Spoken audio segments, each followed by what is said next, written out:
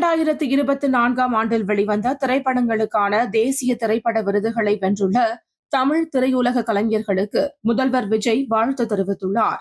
அதன் அடிப்படையில் விருது பெற்ற ராயன், கேப்டன் மில்லர், மகாராஜா உள்ளிட்ட படங்களின் படக்குழுவினருக்கும், சிறந்த நடிகர் விருது பெற்ற நடிகர் தனுஷுக்கும், சிறந்த இயக்குநர் விருது பெற்ற அமரன் திரைப்பட இயக்குநர் ராஜ்குமார் பெரியசாமி, சிறந்த படத்தொகுப்புக்கான விருது பெற்ற ஆர் கலைவாணன், சிறந்த பின்னணி இசைக்கான விருதை வென்ற ஜி.வி. பிரகாஷ்குமார் உள்ளிட்டோருக்கு முதல்வர் விஜய் பாராட்டு தெரிவித்துள்ளார். மதுரை அருகே சமணர் படுகை தமிழ் பிராமி கல்வெட்டுகள் அமைந்துள்ள அரிட்டாப்பட்டி பகுதியில் அமைச்சர் ராஜ்மோகன் ஆய்வு மேற்கொண்டார். கடலூரில் ஆய்வு மேற்கொண்டார் உணவு மற்றும் உணவுப் பொருள் வழங்கல் துறை அமைச்சர் வெங்கட்ரமணன். அப்போது நெல் மூட்டையை கொள்முதல் செய்ய மூட்டை ஒன்றுக்கு 50 ரூபாய் லஞ்சம் வாங்கப்படுவதாக விவசாயிகள் அமைச்சரிடம் புகார் தெரிவித்தனர். இதையடுத்து நேரடி கொள்முதல் நிலைய ஊழியரை பணியிடை நீக்கம் செய்ய மாவட்ட ஆட்சியருக்கு அமைச்சர் உத்தரவிட்டார்.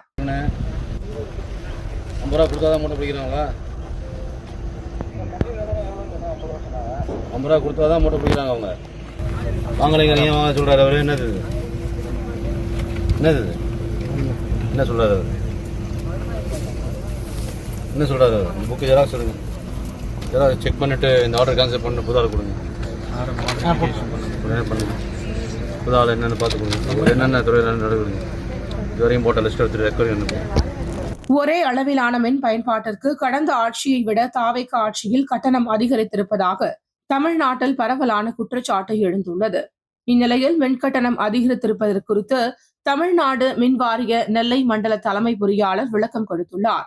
மின்சாரத்துறை பொறியாளர்களுக்கு அவர் அனுப்பிய சுற்றறிக்கையில் மின்சாரத்துறையின் சில பிரிவுகளில் நடைபெறும் அசாதாரணமான பில்லிங் முறையால் பொதுமக்களுக்கு நிதி இழப்பு ஏற்பட்டுள்ளது.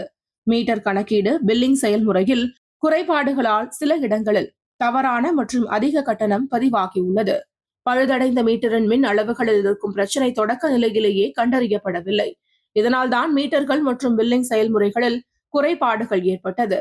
கள ஆய்வு அதிகாரிகள் தங்களின் கடமைகளை முறையாக செய்திருந்தால் பிரச்சினைகளை தவிர்த்திருக்க முடியும் என்று தெரிவித்துள்ளார். கடந்த திமுக ஆட்சியில் பத்திரப்பதிவுத்துறை அமைச்சருக்கு கட்டிங் வழங்கப்பட்டதாக அமைச்சர் நிர்மல்குமார் குற்றம் சாட்டியிருந்தார். இதற்கு பதிலளித்து பேசிய முன்னாள் பத்திரப்பதிவுத்துறை அமைச்சர் மூர்த்தி, அமைச்சர் நிர்மல்குமார் என் மீது பொத்தாம் பொதுவாக குற்றம் சாட்டுகிறார். ஆதாரமின்றி எதையும் சொல்லக்கூடாது. ஆதாரத்துடன் நிரூபிக்க முடியுமா? கோவிலுக்கு சொந்தமான ஒரு சென்ட் நிலத்தை கூட பதிவு செய்யக்கூடாது என பதிவேட்டில் இருக்கும். திமுக ஆட்சியில் கோவில் நிலங்கள் எதுவும் பதிவு செய்யப்படவில்லை. தெரியாமல் பத்திரப்பதிவு செய்யப்படவில்லை. தெரியாம பத்திரப்பதிவு நடந்தது, யதார்த்தமாக நடந்தது என்று சொன்னால் ஏற்றுக்கொள்ள முடியாது என்றார்.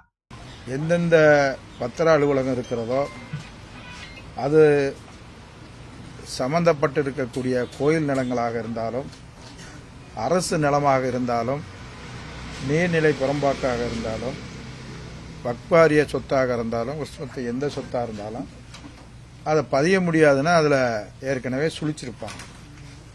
ஏன்னா பார்த்த உடனே நீங்கள் அந்த சொத்தை பதிய முடியாது.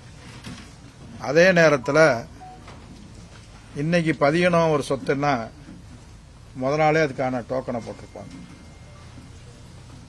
அந்த டோக்கன் போடாமல் பதிய முடியாது. அதனால் இதை தெரியாமல் பதிஞ்சிட்டாங்க, இது யாருக்கும் தெரியாது, இது யதார்த்தமாக நடந்தது அப்படிலாம் சொல்ல முடியாது. அறியாமையா? ஏன்னா இது சொல்லியிருக்கிறாரு, இந்த பதிவு இப்போ நடந்தது. கடந்த காலங்களில் இருந்து அந்த பிரச்சனை இருந்திருக்குன்னா, இருந்தாலும் அதுக்கெல்லாம் அறநிலைத்துறை இடத்த யாரும் பதிகிறதில்லை. குறிப்பாக சொல்லணும்னீங்கன்னா, திருப்பரங்குன்றம் கோயிலுக்கு முன்னுக்கு இருக்கிற அந்த கிராமமே 50 ஆண்டு காலம் 60 ஆண்டு காலம் வரி கட்டி வீட்டு வசதிக்கிட்டு இருந்திருக்காங்க. ஆனால் ஒரு 5 ஆண்டு காலத்திற்கு முன்னதாக அந்த இடங்கள்லாம் இன்றைக்கு கோயிலுக்கு சொந்தமானதுன்னு அந்த கோயிலோட இணைச்சு அந்த இது பண்ணியிருக்காங்க. இப்போ யாரும் அதை அனுபவிச்சுட்டு இருக்காங்களே ஒழிய அதை கோயில் பேரில் இருக்கிறத இவங்க பேரில் மாற்ற முடியாது. இதுதான் பதிவுத்துறையினுடைய இது. நம்முடைய சட்டத்துறை மற்றும் மின்துறையினுடைய அமைச்சர் அவர்கள் இன்றைக்கு எதற்கும் நேரடியாக கேள்வி கேட்பதற்கு பதிலாக கேள்வி கேட்டால் அதற்கு பதில் சொல்லாமல் மறைமுகமாக கடந்த 5 ஆண்டு காலத்தில் திமுக ஆட்சியில் கடந்த 5 ஆண்டு காலத்தை கடந்து தான் வந்து தான் இப்போ 60 நாளாக ஆச்சு. தான் என்ன செய்யறோன்றதை விட்டுட்டு இன்னைக்கு 5 ஆண்டு காலத்தில் இந்த மாதிரி பதிவுத்துறையில் அப்படின்னு சொல்றாரு. கடந்த 5 ஆண்டு காலத்தில் பதிவுத்துறையில் பொறுத்தளவுக்கு அமைச்சர் என்ற முறையிலையோ எங்களுடைய அரசோ எந்த பத்திரத்தையும் பதிங்க, இதை பதிங்க, அதை பதிங்கன்னு ஒருத்தர் கூட சொல்லியிருக்க மாட்டோம். அதில் அங்கொன்று இங்கொன்றும் தவறு நடந்திருந்தாலும் அதை துறை ரீதியாக அந்த அதிகாரிகள் நடவடிக்கை எடுத்திருப்பாங்க. அதில் எந்த மாற்று கருத்தும் இல்லைங்க.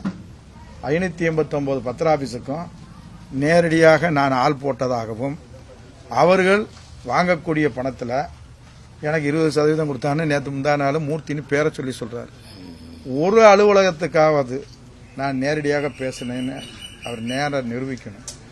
ஒரு பொறுப்புள்ள மந்திரி, ஒரு பொறுப்புனா, ஏன்னா 2 துறைக்கும் உள்ள அண்ணன் வந்து 2 துறைக்கும் உள்ள பொறுப்பான மந்திரியா இருக்கிறாரு. பொதுவாக சொல்றாரு இந்த மாதிரி எல்லா ஆபீஸ்க்கு எந்த ஆபீஸ்ல எந்த யார்கிட்ட நான் பேசினேன், யார்கிட்ட சொன்னேன், எந்த பத்திரம், எந்த சர்வே நம்பருக்கு, யாருக்காக நான் சொன்னேன், இன்னாருக்காக ஒரு பதிய சொன்னாரு, இன்னாரு பதியக்கூடாத சொத்தை சொல்லி இருக்கிறாரு அப்படிலாம் நான் சொல்லணும். ஏன்னா அப்படியெல்லாம் பண்ண முடியாது. ஜனநாயகன் படம் ரிலீஸ் ஆகும் ஜூலை 23ஆம் தேதி லீவ் போட்டுள்ளதாக அமைச்சர் விக்னேஷ் தெரிவித்துள்ளார். செய்தியாளர்களிடம் பேசிய அவர், ஜனநாயகன் படம் ரிலீஸ் ஆகிறது, அமைச்சர்கள் எம்எல்ஏக்கள் பொறுப்புடன் நடந்து கொள்ள வேண்டும், எல்லோரும் பெரிய இடத்தில் இருக்கிறீர்கள் என்று முதலமைச்சர் கேட்டுள்ளார். படம் பார்க்கும் 3 மணி நேரம் மட்டும் தலைவரின் பழைய ரசிகர்களாக செயல்பட அவரிடம் அனுமதி கேட்டுள்ளோம். இப்போது வரை அனுமதி வழங்கவில்லை. இதற்கு பிறகு எங்கள் தலைவரின் படத்தை முதல் நாளாக காத்திருந்து அதிகாலை எப்போது பார்க்க முடியும்? ஜனநாயகன் படத்திற்காக நான் லீவ் போட்டுள்ளேன் என்றார்.